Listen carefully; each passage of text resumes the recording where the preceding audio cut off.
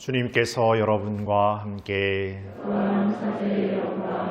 마테오가 전한 거룩한 복음입니다.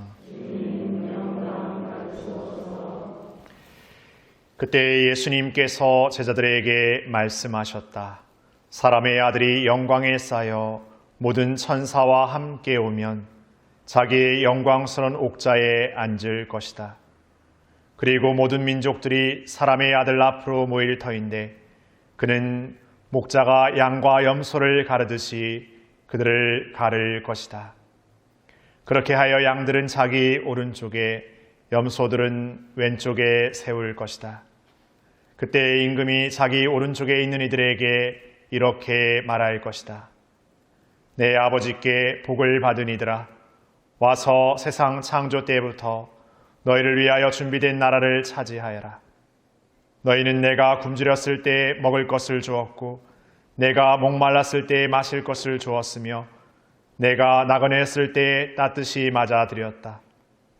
또 내가 헐벗었을 때 입을 것을 주었고 내가 병들었을 때 돌보아 주었으며 내가 감옥에 있을 때 찾아주었다. 그러면 그 의인들이 이렇게 말할 것이다. 주님, 저희가 언제 주님께서 굶주리신 것을 보고 먹을 것을 드렸고 목마르신 것을 보고 마실 것을 드렸습니까?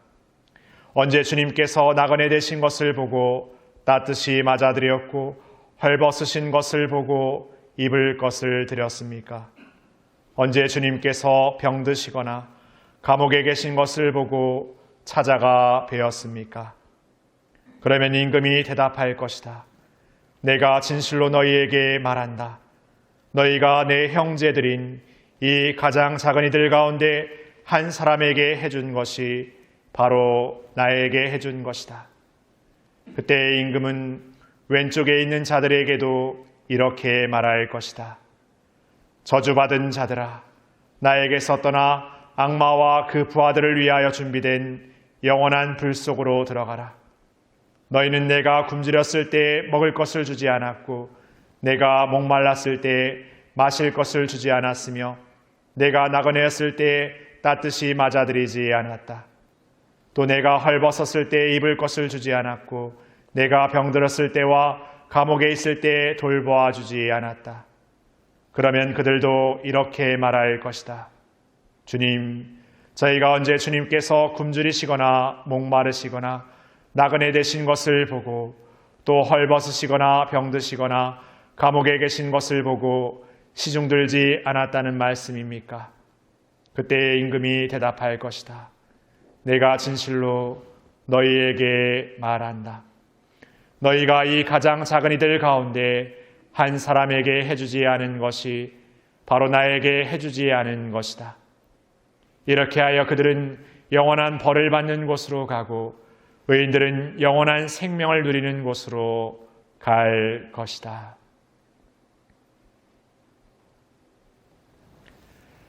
주님의 말씀입니다. 그리스도님 찬양합니다.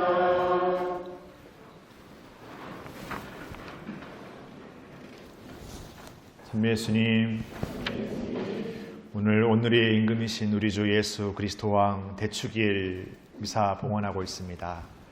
이날은 우리가 신앙의 한 해를 살아서 교회 전례력의 가장 마지막 주일에 이 그리스도 왕 대축일을 기념합니다. 달리 표현해보자면 한 해 동안 그 신앙의 여정 안에서 예수님께서 보여주신 그분의 삶과 말씀을 통해서 이제 우리의 최종의 고백으로 그분은 진정한 우리의 왕이시구나라고 고백하는 날이기도 합니다. 그렇다면 우리는 그분을 우리의 임금, 우리의 왕으로 모시면서 그분의 왕의 모습을 우리의 삶으로 닮아 살아가야 되는 신앙인들입니다. 그렇다면 그분의 왕의 모습은 어떠한 모습인지 다시금 곰곰이 새겨보고 싶습니다. 그분의 왕의 모습은 세상의 권력, 세상의 임금처럼 어떤 백성에 군림하면서 힘과 세력으로 백성들을 압도하는 그런 임금의 모습이 아니었습니다. 예수님 당신 자신의 어떤 무엇을 위해서 호의호식하는 임금의 모습도 아니었습니다. 엄청난 어떤 경호원들이나 호위무사들을 대동해서 사람들에게 권력의 어떤 힘을 압도하는 그런 임금의 모습도 아니었습니다. 바로 예수님은 우리의 가장 낮은 이들부터 하나하나 섬기고 살피는 가장 낮은 임금으로 오신 우리의 진정한 임금의 모습이셨습니다. 그분의 탄생 그 자체가 가장 세상의 가장 낮은 자리를 찾아오셨고 가장 낮은 이들부터 찾아가서 그 소외되고 아픈 가난하고 고통받는 이들을 눈높이에 맞춰 위로하고 사랑하셨습니다. 그러게 그분의 탄생을 알렸던 이들도 소외되고 가난했던 목동들 그리고 이방인이었던 동방 박사들이었습니다. 그러기에 그분의 임금, 그분의 왕의 모습은 세상의 권력과 세상에서 보여지는 왕의 모습과 너무나 다른 나머지 우리에게도 낯설고 또 어색하게 느껴지는 왕의 모습입니다. 그러기에 우리에게도 어쩌면 그 왕의 모습이 못마땅해지는 어떤 권력자들이나 바리사이들, 율법학자들의 태도와도 우리가 어떤 생각이 같아질 수 있습니다. 뭔가 세상에 우리의 못마땅한 어떤 삶의 여정을 힘과 권력, 그 거대한 어떤 힘으로써 완전히 뒤집어줄 그 왕을 기대했던, 그런 메시아를 기대했던 그 예수님 탄생 시대의 사람들은 예수님의 그 왕의 모습을 어떻게 보면 받아들이지 못했습니다. 받아들이지 못했을 뿐더러 오히려 그런 왕의 모습을 부끄러워하였고 그리고 그런 예수님을 십자가에 못 박고 말았습니다. 세상의 판단과 기준과 정반대되는 예수님의 모습을 도저히 받아들일 수 없었던, 어쩌면 세상과 기준과 판단에 더 매여 살아가는 그들의 모습이었습니다. 그러나 그들의 모습이 오늘날 세상 안에서 세상의 판단과 기준으로 살아가려는 우리의 모습과도 너무나 닮아 있습니다. 이렇게 세상의 방식에 익숙해 있는 우리 모두 예수님 시대의 사람들에게, 그 모든 이들에게 예수님은 새로운 왕의 모습, 가장 비천한 왕의 모습을 보여주셨습니다. 그러나 그 모습은 모든 것을 내어놓는 사랑의 모습이었습니다. 완전히 자기 자신을 희생하는 내어줌의 삶이었습니다. 그리고 그것이 그분의 십자가였고 그분의 십자가는 온통 세상의 비참함과 고통과 안타까움을 온통 무릅쓰고 세상의 모든 어둠을 뒤집어낸 참된 빛으로 오시는, 참된 희망으로 오시는 그분의 진정한 왕의 모습을 드러내 보여주셨습니다. 그러한 놀라움과 그러한 경탄을 느끼게 하는 예수님의 십자가 사건. 그러나 우리는 그 십자가를 바라보고 예수님의 그러한 삶의 여정을 바라보면서 단지 놀라움과 경탄의 삶으로 그분의 삶을 따라 살 수 없습니다. 그냥 감흥적으로 감정적으로 느끼는 삶만으로 우리의 신앙의 삶을 진정으로 살아내긴 어렵습니다. 우리가 진정 그분을 임금 우리의 왕으로 모시는다는 것은 끊임없이 우리 자신의 삶의 여정 안에서도 우리 자신을 비워내고 우리 자신을 낮추는 삶을 끊임없이 새롭게 해야 합니다. 물론 세상의 방식에 더 익숙하고 세상의 방식에 큰 힘 앞에서 우리의 부족한 능력과 우리의 부족한 자격을 운운한 우리의 현실은 결코 녹록지 않습니다. 끊임없이 세상의 방식과 세상의 논리 안에 휩쓸려 버리고 거기에 익숙해져 버리는 우리의 삶의 앞에서 십자가의 삶은, 내어줌의 삶은 어쩌면 엄청난 손해와 엄청난 고통과 엄청난 인내를 요구하는 삶이기도 합니다. 그러나 우리의 삶은 하루아침에 이루어지는 삶이 아니라 매일매일 그분의 삶을 우리의 삶으로 닮아 살아가고자 하는 끊임없는 여정 안에서 완성되어지는 삶입니다. 오늘 복음에서 우리는 마태복음 최후의 심판의 이야기를 듣습니다. 이는 요한복음 6장에 드러나는 생명의 빵이라는 내용과 더불어서 장례 미사 때 주로 들려지는 복음의 말씀입니다. 우리가 죽게 되는 그 순간, 우리의 이 삶의 마지막이 되는 순간에 우리는 이렇게 하나님의 심판 그리고 참된 빵이신 예수님의 삶을 선택해야 될 어떤 더 분명한 어떤 목표 앞에 서 있게 됩니다. 그 심판 앞에서 우리는 이렇게 양과 염소를 가르는 어떤 임금의 그 섭리처럼 복된 자들과 저주받을 자들로 나뉘게 될 것입니다.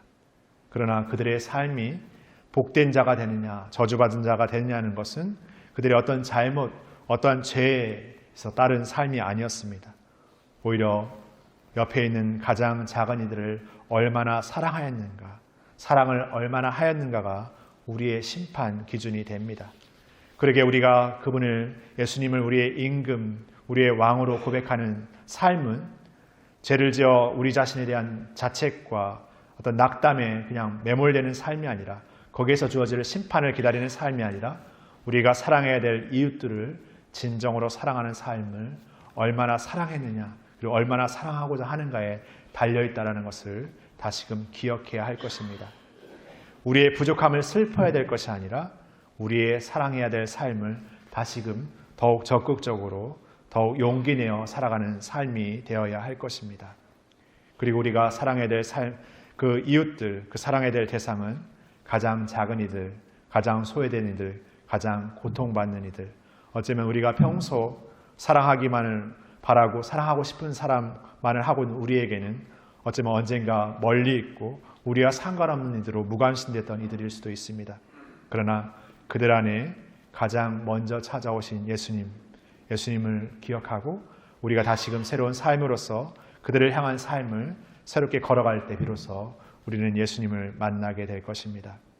바로 우리의 신앙은 단순한 법을 지키고 도덕적인 규범을 준수하는 그런 수준을 훨씬 넘어서서 진정 가장 가난한 이들을 우리의 참된 이웃으로 사랑하고, 사랑하기 위해서 우리 자신을 기꺼이 희생할 수 있는 그런 용기와 삶을 매일매일 새롭게 살아가는 삶이 아닌가 생각해 보게 됩니다. 오늘 다시금 예수님을 우리의 임금으로 고백하고 그분을 우리의 주님으로 선포하는 이 마지막 주일의 날에 우리의 삶의 지난 시간들을 하느님께 새롭게 봉헌하면서 우리의 새로운 삶의 여정 안에서 진정 우리의 새로운 왕직의 삶을 살아가야 하겠습니다. 우리 모두는 예수님을 닮은 새로운 왕, 섬기는 왕, 우리 자신을 내어주고 기꺼이 사랑하고 희생할 줄 아는 그런 왕직의 삶을 평신도의 직무로서 불륜받았음을 우리는 다시금 기억하게 됩니다. 그러한 삶의 여정 안에서 진정한 왕의 모습을 드러내시는 예수님을 만나고 우리의 삶도 진정한 참된 그 왕의 모습을 닮은 삶을 우리의 삶에서 더 새롭게 살아가는 우리 모두가 되었으면 좋겠습니다. 잠시 묵상하시겠습니다.